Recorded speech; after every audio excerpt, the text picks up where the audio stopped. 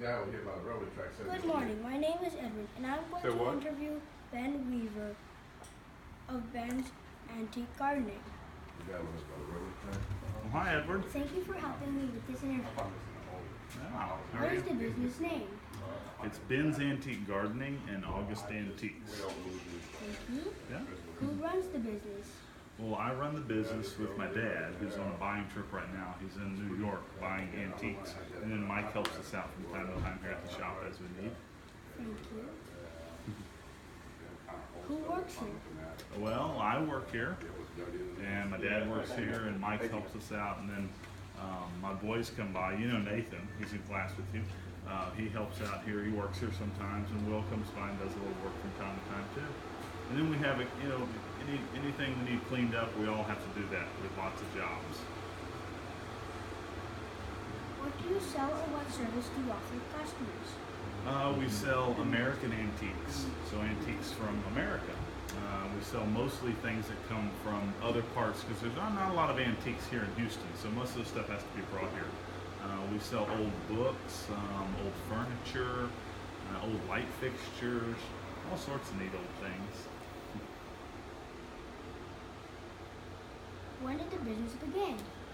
We opened in 1993, so almost 25 years we've been open. It's a long time. Thank you. Where is the business located? We're located in the Houston Heights, old neighborhood, oldest neighborhood in Houston. We're at 803 Heights Boulevard. Why did you choose to start this business or work here? Well, I like to sell things first off.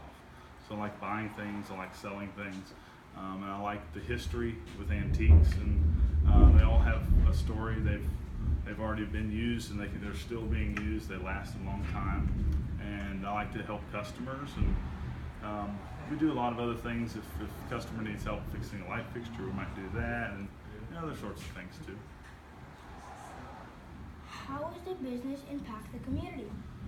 Well, we sell old things that you can't find lots of other places. You can't just go to all sorts of different stores. It's unique things. So we have things that people might not find anywhere else they go. And we like to do things in our community. My kids go to school in this community. We live in this community. We shop in this community. So I think it's important that we all support our local community. How are you?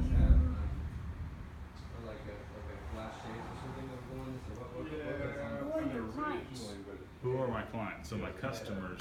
I have all sorts of customers. We have people that don't have regular traditional 9-to-5 jobs like in an office, so they might be salesmen that stop by, or we have people that collect things and are looking for a specific item.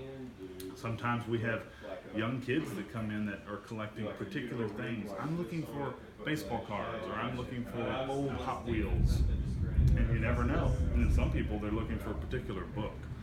That might be hard because we have thousands of books. But I see a lot of the same people every week that stop in.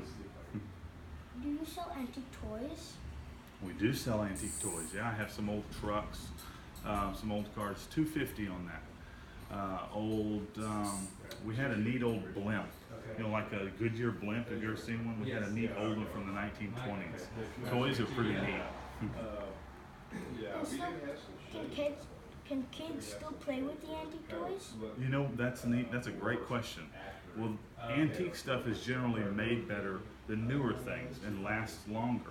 The metal was better that it was made with, so the antique toys will hold up to a kid's really rough play even more than new stuff. And you can certainly play with pretty much any of these old toys. There are some exceptions. If something's in the original box that it's in, and you might damage the box. Well, sometimes the box is worth as much or more as the toy that's inside it, which is hard to believe, isn't it? The cardboard box. I mean, think about when you open a pack of Legos. You just rip the box open or whatever and get it all out.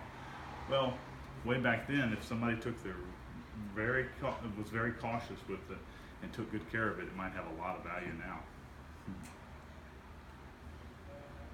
Where do you get all the things you sell? We buy all sorts of places, but particularly we buy in New York, Massachusetts, Connecticut, Rhode Island. That's the New England states. And then I buy a lot of stuff, garden stuff for our outside area. We buy here in Texas and the southern states.